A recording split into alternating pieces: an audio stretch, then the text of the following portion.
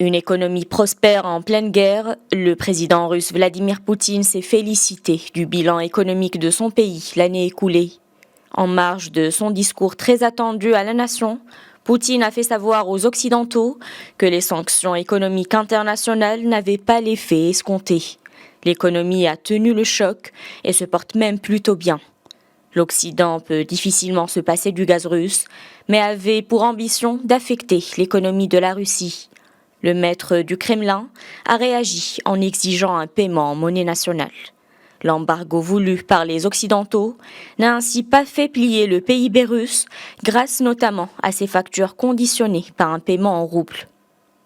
Le recul du PIB russe n'aurait été que de 2,1% en 2022, loin des prévisions des pays occidentaux qui avaient prédit un crash de l'économie russe.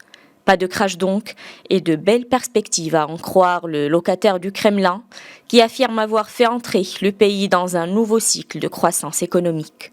Certains secteurs comme l'agriculture et le bâtiment ont même affiché une robustesse l'année dernière. Vladimir Poutine a également évoqué le futur proche et la stratégie qu'il compte appliquer, celle d'emmener l'économie de son pays vers de nouveaux horizons afin de se rapprocher des marchés asiatiques. Face à la croissance soutenue de la demande intérieure, Poutine veut s'assurer que les entreprises russes profiteront de cette opportunité pour augmenter la production des produits les plus demandés.